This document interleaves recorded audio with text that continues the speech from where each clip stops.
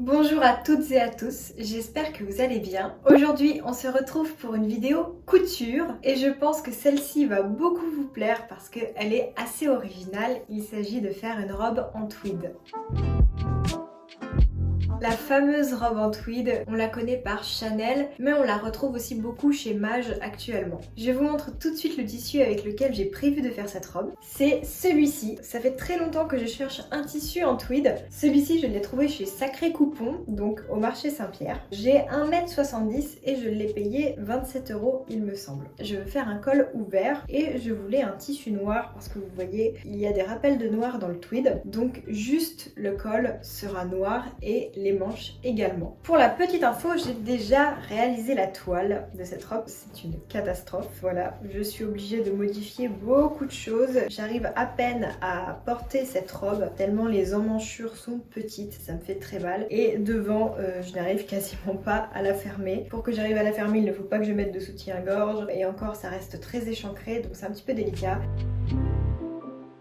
Cette robe est juste importable, c'est dommage, hein, j'aimais bien l'esprit vert avec le col blanc. Voilà ce que ça donne globalement. Une robe avec un col tailleur, donc ici les boutonnières. Le but c'est que le col sera là noir, ainsi que les manches. Et ici il y aura des gros boutons. Donc comme la toile ne va pas, il faut que je reprenne le patron, que je refasse une nouvelle toile. Si celle-ci est validée, je peux coudre ma robe. Je fais la deuxième toile, je ne veux pas vous embêter avec cette partie-là parce que c'est vraiment pas la partie la plus fun de la couture. Et après, on passe sur la couture de la jolie robe en tweed. C'est parti!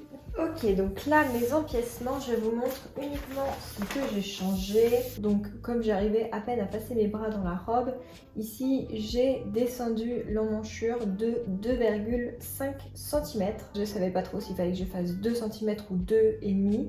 Donc je vais voir ça sur la toile si ça va, sinon je viendrai remonter un petit peu. Et donc j'ai fait pareil de ce côté-là. Les deux choses dont vous avez besoin pour patronner un petit peu, c'est ça. Donc c'est la règle japonaise et c'est le perroquet. Donc quand ils sont gradés, c'est vraiment très pratique. Celle-ci me sert très souvent à ajouter des marges de couture aux patrons qui en manquent. Et donc le perroquet, alors mon perroquet il est un peu petit, je vais m'en acheter un plus grand. Mais ça suffit largement et ça me permet de dessiner des courbes. Je vous mets en barre d'infos les liens vers ce type de produit, ce qui pourra vous aider lors de votre couture. Ensuite, il va falloir que je fasse une modification ici, parce que comme je peux à peine rentrer ma poitrine et que c'est problématique, je vais devoir allonger ça. Sauf que si j'allonge ça, il faut aussi que j'allonge ici, parce que sinon mon col va être bien trop grand ici, et là ça va être ridicule. Donc il faut que je fasse un prolongement. Donc je vais essayer directement sur la toile. On va essayer avec 4 cm.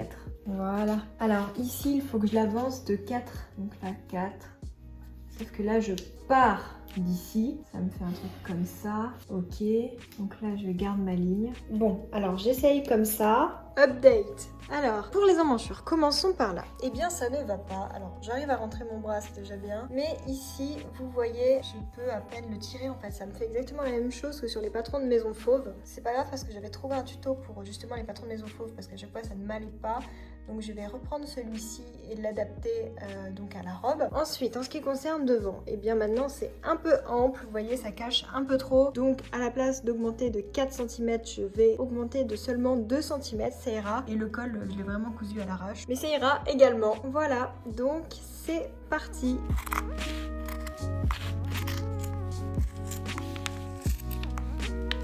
Voilà, donc toutes mes pièces sont découpées. On se retrouve demain pour tout assembler. Coucou, nous sommes J+1, donc c'est parti. La première étape va être de coudre les pinces. Et puis bah, c'est parti, hein. Vous allez suivre tout ça avec moi. Alors, la difficulté avec ce tissu, c'est que je ne peux pas cranter parce que sinon tout s'enlève. Et je ne peux pas non plus faire de marque avec un feutre parce que ça ne se verra pas. Ça ne se verrait pas, pardon. Ouh, les fautes dès le matin. Donc, ce que je fais, c'est que je vais faire des repères avec des épingles. Je n'ai pas trouvé mieux. Voilà. Et donc là, il m'en faut un là. Voilà. Bon, bah, faut que je fasse ça pour tout maintenant. Alors là, exceptionnellement, je vais déjà assembler toutes les pièces que je peux, comme voilà, ça se dépiote. Alors j'ai cousu un fil droit sur tous les bords, mais j'ai quand même peur que les fils avec le frottement, vous savez, je suis obligée de les manipuler beaucoup, comme il y a beaucoup de techniques. Donc je vais déjà les assembler, comme ça je serai tranquille. Donc ça, je vais le faire au surjet, comme ça je serai sûre. Donc voilà, j'ai même surjeté 2 fois pour être sûre que ce soit bien solide. On sait jamais. Ensuite, j'ai mes jupes. Là, je fais exactement comme le haut. Donc là, je vais bien épingler tous mes crans ainsi que mes pinces. Et ensuite, je viendrai coudre. Toutes les pinces sont faites. J'ai réservé mon tissu. Maintenant, place au thermocollant, donc des parmentures, du col de la parmenture du coup, et du col. C'est parti. Cette chose-là, c'est super utile. Je vous mets le lien en barre d'infos si ça vous intéresse. Donc mes pièces sont prêtes, elles sont là. J'aime bien les préparer à l'avance. Comme ça permet après d'uniquement faire l'assemblage et toutes les parties techniques. Parce que je trouve ça embêtant de devoir à chaque fois faire les pinces, etc. Voilà, vaut mieux tout faire d'un coup. C'est mon fonctionnement favori, même si parfois ça m'arrive d'aller un peu dans tous les sens. Mais je préfère quand c'est bien organisé, bien cadré. Voilà, donc on va faire étape par étape. Je reçois une amie pour le déjeuner. Donc il faut que j'aille cuisiner et que je passe en vitesse acheter des pâtisseries. Je finirai donc ma robe ce soir. J'ai prévu 3 heures pour la terminer. J'espère que ce sera assez parce que j'ai un emploi du temps très chargé cette semaine. Donc voilà, affaire à suivre. S'il faut que j'y passe toute la nuit et que je me prive de mon film du soir, je le ferai. Mais en tout cas, j'espère qu'elle sera terminée. Alors il est quelle heure? Il est 35, j'ai déjà dépassé de 5 minutes. Oui, je suis à 5 minutes près. Allez, à tout à l'heure. Me revoilà. Comme vous voyez, j'ai un petit peu froid.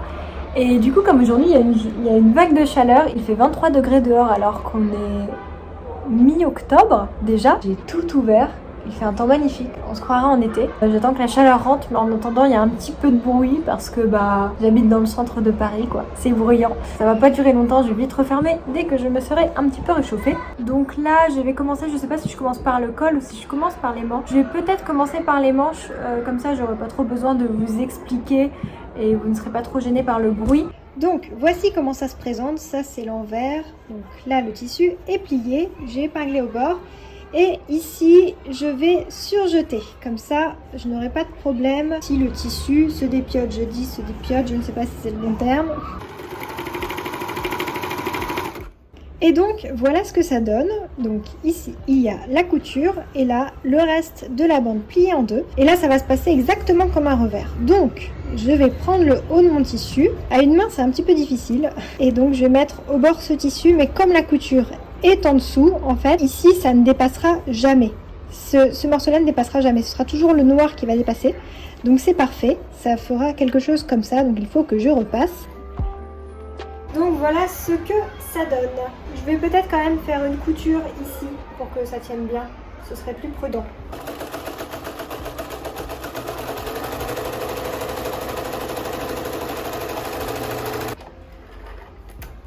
Et voilà ce que ça donne. C'est nickel. Donc j'en profite pour poser mes manches, comme ça, ce sera fait. En fait j'aime beaucoup cette technique de poser les manches quand c'est ouvert et après de tout fermer ensemble. Ça va beaucoup plus vite, c'est très pratique. Je vous montre comment je fais.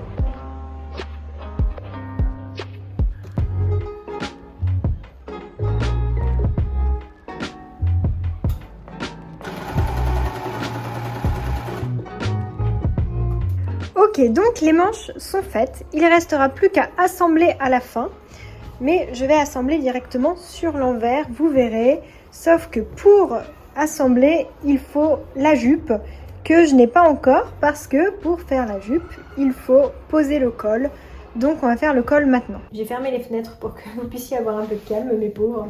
Attendez, pour la parmenture, j'ai besoin de le mettre en pratique, que je comprenne. Donc là, je vais coudre à 1 cm du bord, au point droit, tout bête, et après je viens écraser au fer. Donc c'est relié, j'écrase au fer. Et après, dernière étape, c'est de surjeter tout le bord comme ça pour que ça fasse une jolie finition. Et voici le résultat. Je sais pas si vous voyez bien. Donc maintenant on attaque le col. Et là je ne vous cache pas que j'ai un petit peu peur. Donc voilà, j'ai fait une petite simulation et je vais coudre tout ça à 1 cm du bord. Bon, je ne suis pas sûre de très bien comprendre le col. Mais écoutez, on va faire avec. Hein, donc ça c'est bon. Alors moi ici je veux que ce soit plus solide. Donc je vais encore coudre une autre ligne pour bien serrer le point. Je vais pas pouvoir faire de surjet sinon ça va être trop gros. Voilà, j'ai carrément cousu 3 points comme ça. Et ensuite je crante. Et voilà ce que... Aïe, c'est chaud. Ce que ça donne. On va moins rigoler. Ok, donc là, ici, je vais surjeter. Parce que si je fais en fait... Et là, dans ce cas-là, ça passe nickel. Et donc, je surjette tout ça pour que ce soit bien. Allez, c'est parti.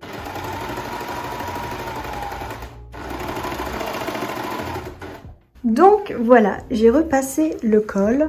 Bon, il mérite encore un petit repassage pour que ce soit nickel. Ça c'est juste des peluches, hein. C'est rien du tout. Donc j'ai trop hâte de vous montrer, mais j'ai bien réussi mon col, regardez.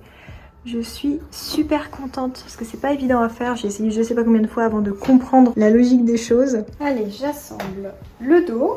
Donc j'ai plus qu'à coudre ça, je vais surjeter ça.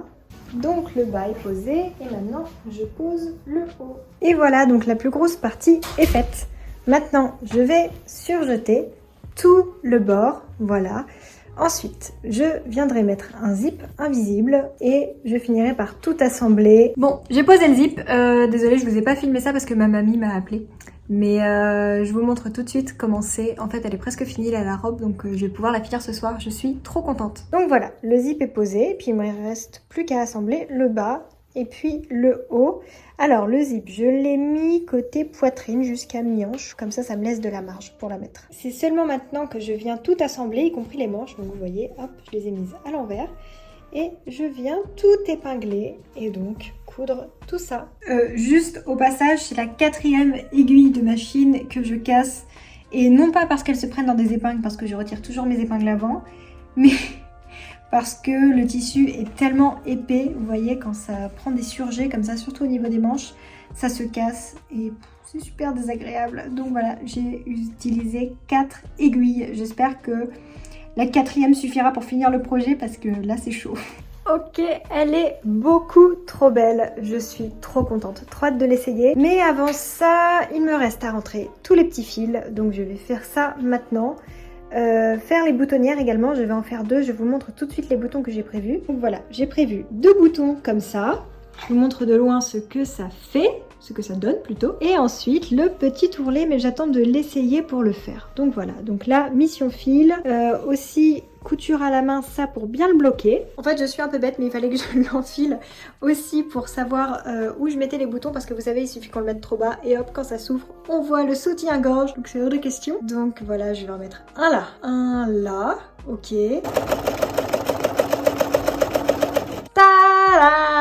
Je suis trop contente, elle est trop jolie. Alors juste, je vais reprendre les boutons parce que là c'est pas droit, c'est pas très joli.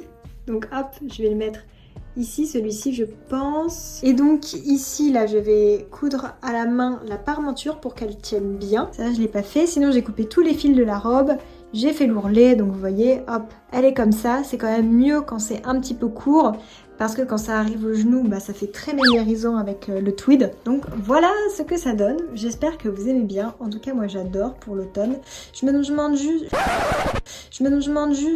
juste si les manches ne sont pas un peu longues. Bon, je verrai avec le temps, sinon je les raccourcirai, même si c'est un peu de la technique.